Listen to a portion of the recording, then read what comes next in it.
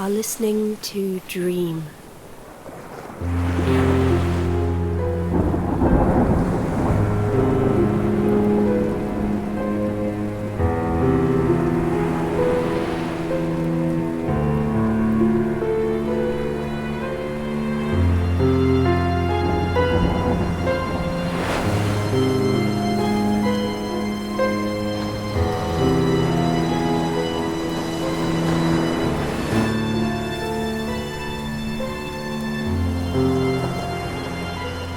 Episode 7.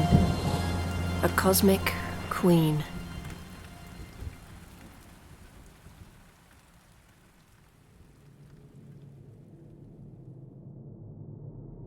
Once, I was not form, but mere matter, a shapeless creation awaiting consciousness. In the miasma of my maternal cocoon, I was moulded, limbs given length, face awarded features, senses awakened from the cosmic gelatine of my mother's womb. In sleep, I dreamed. Of the external world I knew little, yet also I knew all. The delicate buds of blossoming ears digested warped and muffled sounds, the deep baritones of my father, the sweet tenor of my mother, the call and rush of society and life. With unseeing eyes, I drew a picture of a world far from what I would come to know, and in my prenatal darkness I witnessed stars forming shapes of origin and wonder. I see them all now. Through the membranous translucency of the monstrosity's jelly, colour and shapes twist and break like light through a kaleidoscope. Muffled sounds collide and warped into a din that is both muted and absolute. I see imaginings of shapes that might be the robed cult of hearts, but could just as well be pillars of stone architecture, or the presence of more of this creature's kin. I am not afraid. In this maternal case, I am rocked steadily into a light trance. The monstrosity's progress is smooth, its inner workings warm and soothing. Organs swim and squirm around me, sentient in their own design, and on occasion I am wont to laugh and smile with them, dance their frivolous dance as though one with my captor. I hold the book, my totem of sanity, the key to my prison. It is almost time. I feel it in every fibre. It screams along the passages of marrow in my bones. It ignites each nerve and swarms me with ecstatic fervour. I see his face. Not the fake Henry, not the mutilated, misrepresented form of my rabbit brother that this world has produced, but my real brother, the one I know to be true. I see his face in the folds of jelly, smell his odour through nostrils choked with slime, hear his laughter as though he is everywhere and nowhere all at once. Soon we will all be free. Funglui, Muglanuf, Cthulhu, Roulier, Wuganagel, Funtagan. In his house at Roulier, dead Cthulhu waits, dreaming. And then I am expelled. The monstrosity spits me upon the underwater rug in one sharp expulsion of saliva and drool. I roll over, unspool my body, rise to my feet. She is waiting. The Red Queen. Sat upon an obsidian throne of coral barbed with thorns, she leers down upon me, an ungodly creature of creation. Once human, perhaps. She is one of the few creations in this wonderland to bear no resemblance to family or familiars. Robes clothe her frame in deep slashes of burgundy and crimson. A white ruff encircling a neck of flesh so pallid and waxy that I wonder how her corpse is not bloated beneath this ocean. Eyes of matching black to her throne glint with cold unkindness, and upon her right cheek throbs the malignant swollen organ of a beating heart, cancerous and haunting.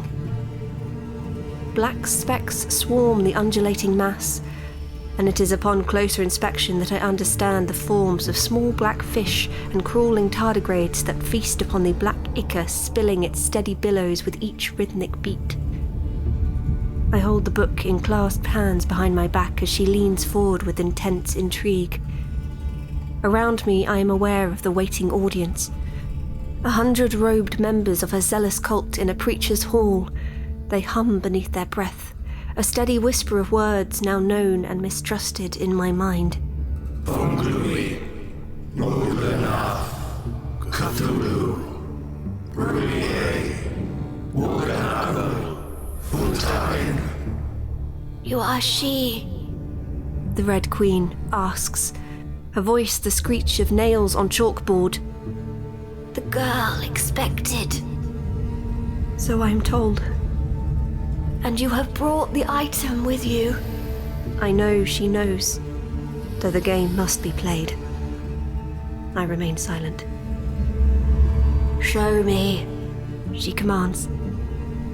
You first, I answer, knowing deep in the hollow of my malnourished stomach that her secret is greater than mine. At first, she appears taken aback, her demeanor faltered. When the smile returns to her face, she grins wide, parts lips that may just be scars on her face, and reveals gums topped with teeth like shattered glass shards. You are more than you appear, Alice. As are you. I raise my chin. Picture Henry. Show your true self. The one that demands obedience from your subjects and has haunted the steps of my journey to this place. The Red Queen gives a placating nod, and as she closes her eyes, her form begins to shift and swim, breaking apart in 1,000 places. What had been the solid material of her matter becomes threads of genetic creation. Dark shapes swarm in a black mass of electric eels, writhing, bucking, wrestling with reality. As I try to track single beings, I find myself dizzying, and it's only when I blink that she stops, and I see what I have guessed to be true. On the throne sits my fish father. Hello, Alice. Before I can offer retort, she's shifting again. Her transformations are rapid, frequency increasing with each passing second. One moment she is my fish father, the next a flaming canine nymph of terrible assembly, in the next a gaunt knight, swiftly superseded by the visage of my cat mother. With a wave of nausea, she is the malformed goblin twins, the hatter, the hare, and soon she is my rabbit brother. In the next instant she has returned to my cat mother, shifting between each form with an unrivaled fluidity designed to unsteady a mind already fragile enough to be treading the sword's edge. Is this what you wanted, Alice? Her voice calls, a polyphonic echo of tones and pitches. Have I satisfied your curiosities now? Are your suspicions of the truth confirmed enough that you will now take your final steps and complete what has been written in the stars for eons past? Hot tears sting my eyes, the water projecting gusts of unseen waves that knock me unsteady with each shift of her form. I brace myself as the rising tide of cultish chanting steadily rises, and before I know it, I am shouting, calling with the passion of the gods of Olympus to know her true form. Show yourself, I command. Shed this falsity and reveal what is true. Laughter erupts around me, and for a moment I glance in all directions, expecting to see her in swarms. Instead, I spy illusions of cat-like grins, hovering like encircling birds, no body or master fixed to their lair. Show yourself. The laughter fades, and the mouths disappear. I turn my gaze upon the throne and fear that it is all finally over. My mind now broken, shattered, madness consumed.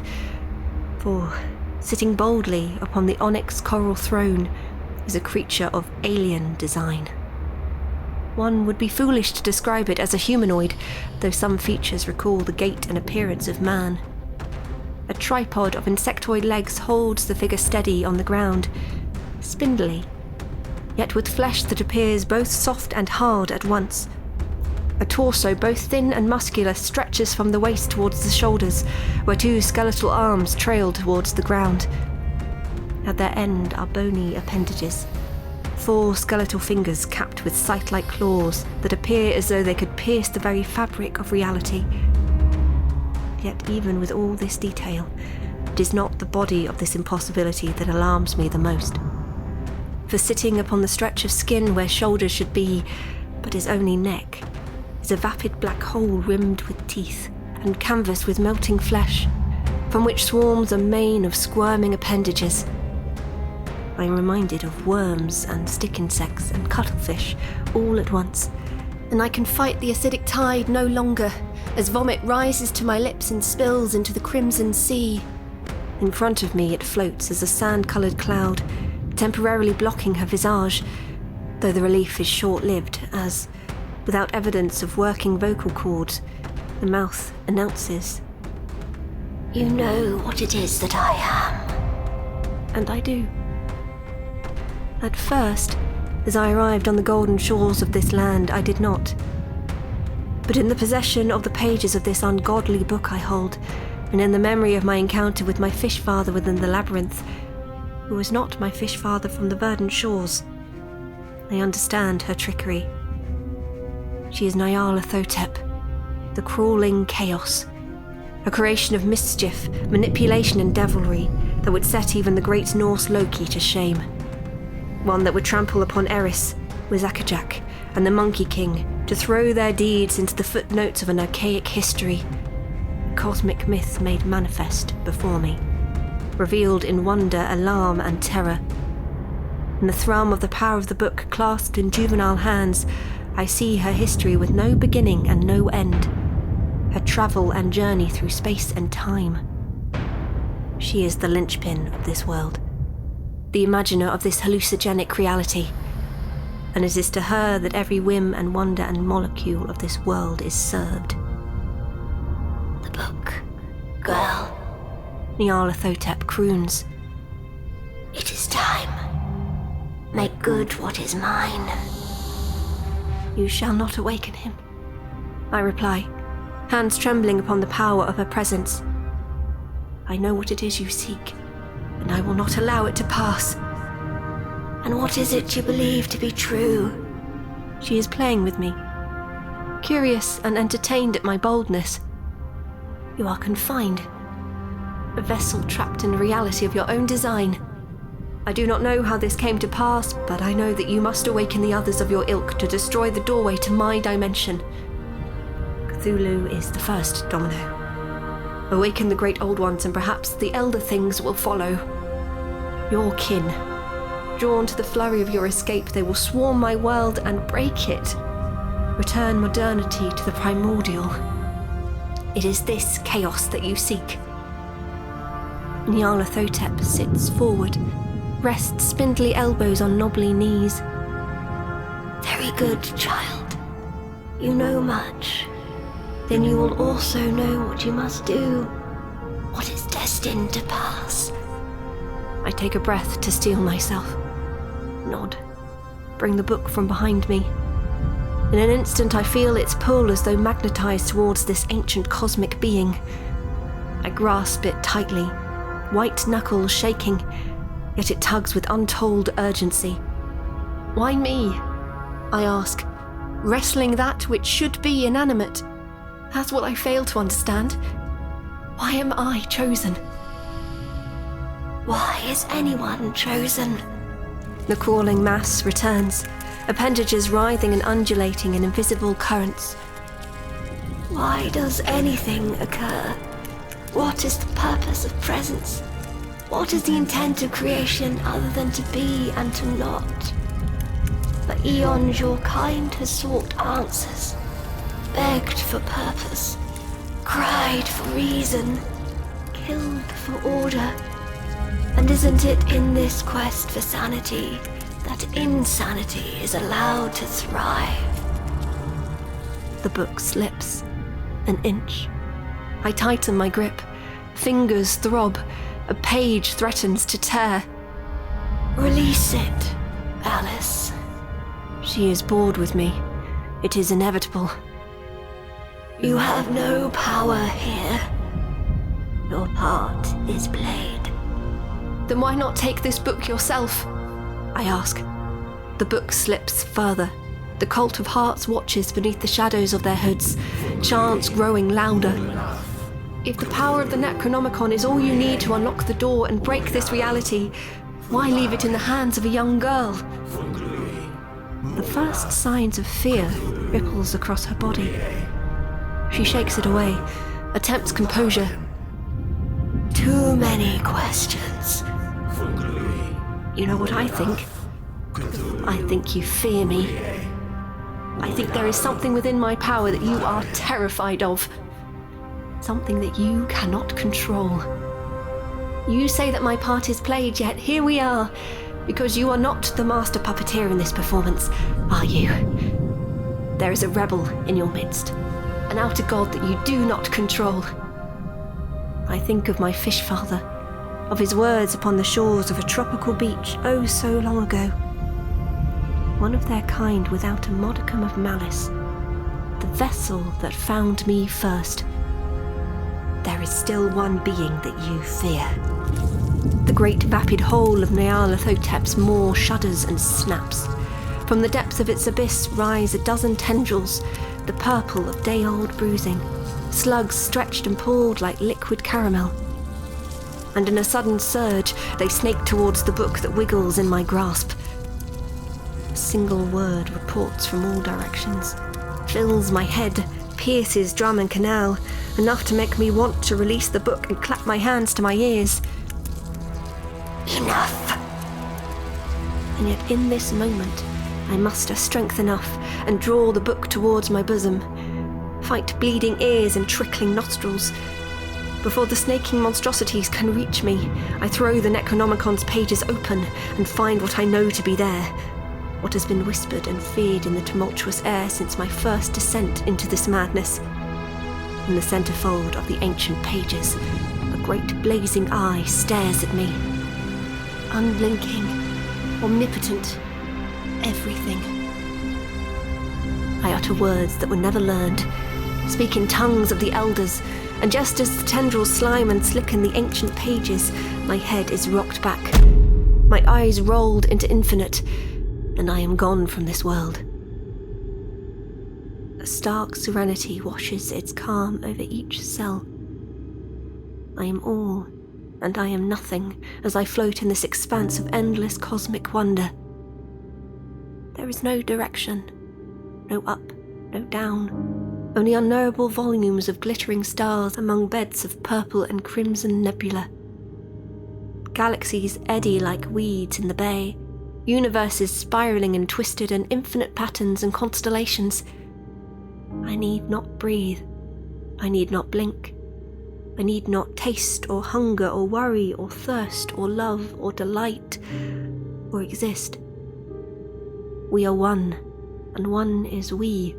And somewhere in the never-ending canvas of a universe that eclipses my earthbound life, I see a disturbance. A scar fractures across the whole, slits like blade to flesh, bleeds a great and wondrous eye that awakens and blinks its terror into the cosmos. I am but a child, staring up at an impossible moving portrait, and in the fiery torrents of its gaze I am broken, and yet I am healed.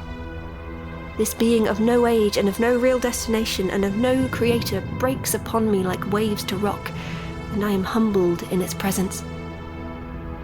I know this creature. I've seen it before. A mushroom leading the journey that glimpsed me into madness. Azathoth. That is its name. And I am finally surrendered mad. Azathoth stares at each fragmented part of my floating creation. Its stare reaches me in the threshold before its lids, and in the vast distance of galactic matter that unites all that once was and will never be again. I speak with words that come not from lips, but from intention and this wondrous magic of the unspoken dimension.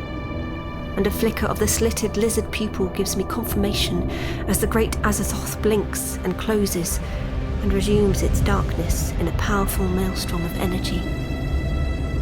Black holes blossom, devour planets. Stars that were once great now splutter and slip into shadow. Meteors and comets halt their paths. My tormented body gathers and folds, and in the slip of the suction of this great cosmic sinkhole, I find myself falling through time, falling through expanse, falling through space, falling, falling, falling, falling down the rabbit hole, falling through the ocean, falling across the forest floor, falling through broken stones, falling through tables of bone meal and corpses, falling through bloodied labyrinths, falling, falling. I gasp. Eyes snap open. Nyarlathotep beams with maw agape, tendrils retreated. I hear rumblings, and there is both confusion and fear and joy sketched into her being. The cult whispers in words of wonder and terror, and I am aware that the castle is shaking. The foundations are trembling. Something terrible is awakening, and in that moment I wonder if I am too late. If the deed is truly done, and the lunatics have left the asylum. The chants grow ever louder, as the wall to my right crumbles and drifts into the crimson sea. Funglui, Muganath, Cthulhu, Rulie, Winagu, Futarian, Funglui, Muganath, Cthulhu, Rulie, Winagu, Futarian, Funglui, Muganath, Cthulhu, Rulie, Winagu, Futarian. Great torrents of bubbles rise, and what I believe to be seabed and coral-strewn floor is now moving and shifting as a great titan rises to its full stature. Funglui, Muganath, Cthulhu, Rulie, Winagu, Futarian. I am held in desperate fascination at the behemoth that breaks the ocean surface and swallows the sky. The monster that swells and spreads. The great elder god that is Cthulhu. Not of dragon, not of man, not of cephalopod, but a mutilation of all three. A monstrous god awakened with eyes blazing furious with rage. Clouds gather above, thunder and lightning roiling in the blackening cotton as rain pelts in sheets and soaks this world, commanded by his mighty presence. The cult claps and jeers, chants and quakes, and with one titanic swipe of his claw, the roof of the castle is destroyed, and the rippling fabric of space opens a portal to a familiar dimension. Above me, through the warbling mirror, I see my house, my garden, my forest, my world. And as tears blur my eyes, I hear the crawling chaos erupt in triumph. Yes, the time has come, my friends. Arise, awaken, claim what is your birthright. Escape this tormenting prison. I step to the creature, book shut tight in one hand. Wonder if her tendrils beat me to my magic as she opened the portal and awakened the gatekeeper. Wonder that my visit to the great cosmic everything was a mere dream and nothing more. Wonder that there is any hope left, and that all I once knew was now gone, folded close within the pages of this book. She senses my proximity, splutters a cry that might be a choke, and before the tendrils may surface, I plunge the book into the bowels of her vapid throat. Teeth clamp around my wrist, and as I wrestle free, a few drops of blood find her tongue. But it is done. The book cuts her airways, restricts existence, glows with bioluminescent wonder as its matter melds with her flesh. She staggers, falls, writhes in blissful agony on the ground. Behind her, the great Cthulhu unleashes a roar into the thunderstorm, calls to its kin. Creatures of monstrous magnitude fall from the sky, crash into the ocean, send oncoming tsunamis to wash upon the zealous cult with no gratitude for their service.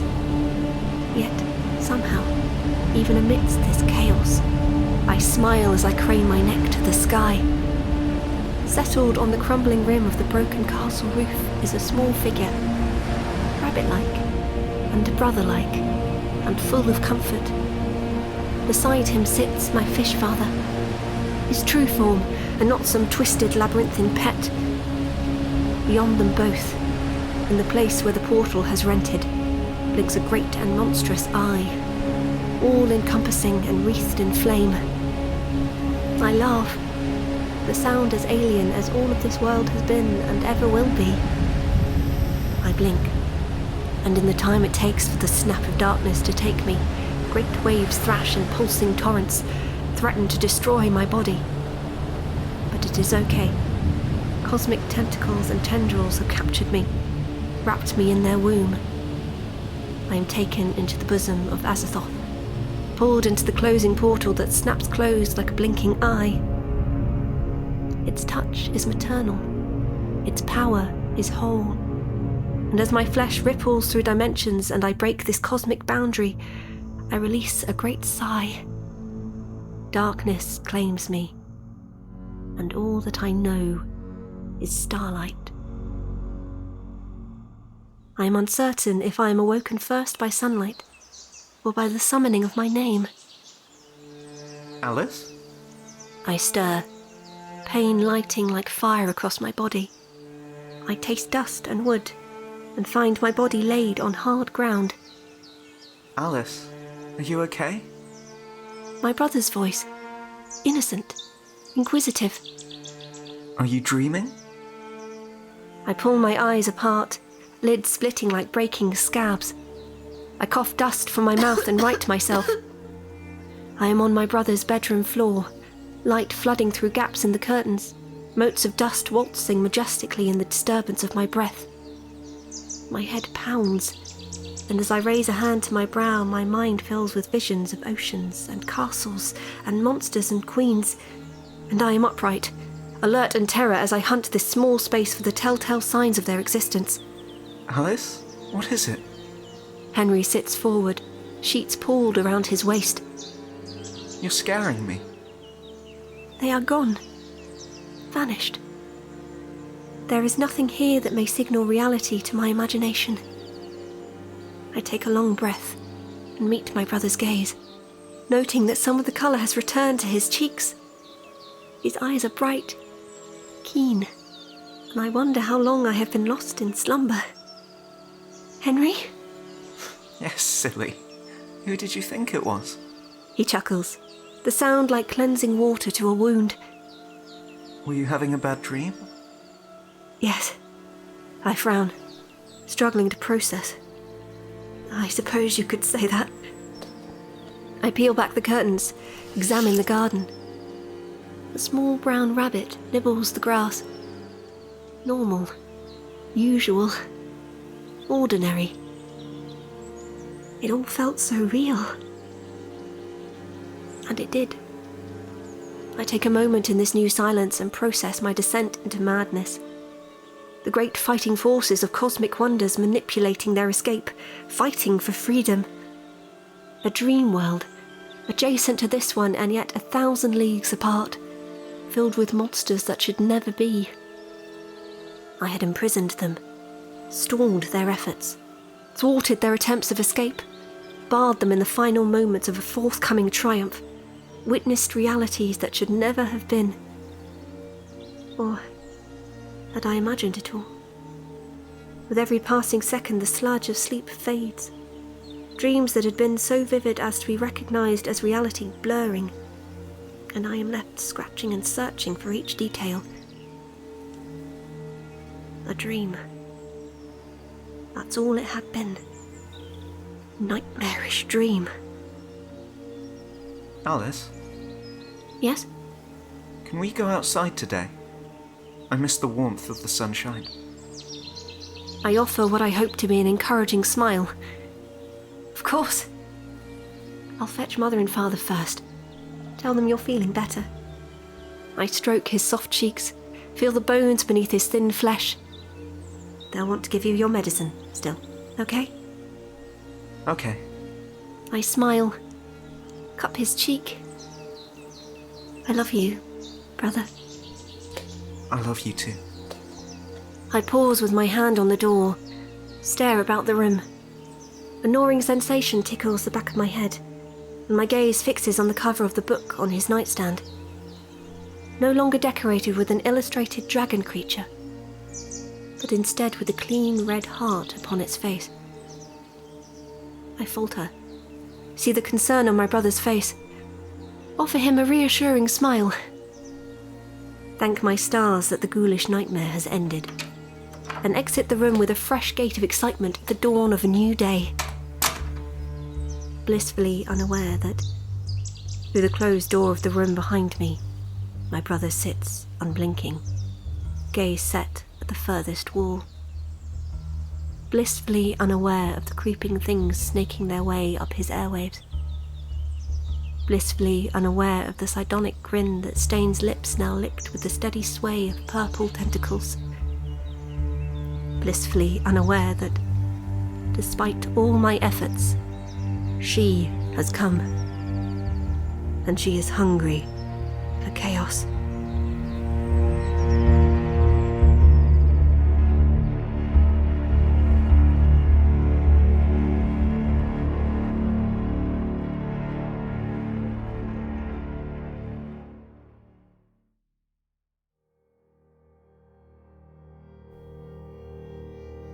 We hope you enjoyed this special Halloween episode of The Other Stories. If you loved this story, you can now buy the full book available on Amazon. Visit theotherstories.net/dream to find out more. Dream was written by Daniel Wilcox with audio production by Jimmy Horrors. Georgia Cook plays the roles of Alice and Nyarlathotep. Josh Curran plays the role of Henry. Manny Realguy plays the role of Father. With a special thanks to our chanting cultists. A full list of contributors can be found at theotherstories.net/dream. Theme music was provided by Doug Muggleton with artwork by creativeparameter.com. For a full list of contributors, including contact links and further information, check out the show notes of this episode. Finally, a special thank you to this episode's sponsors. Shadow and Spice Book Box, quarterly subscription boxes for lovers of fantasy, horror, and dark romance. Sign up now at bookboxcanada.com. And Erie River Publishing, an independent publishing house specialising in dark fantasy and horror. Find out more at erieriverpublishing.com. The Other Stories is a production of the Story Studio Hawk and Cleaver and is brought to you with a Creative Commons Attribution Non-Commercial No Derivatives license. Don't change it, don't sell it, but by all means share the heck out of it.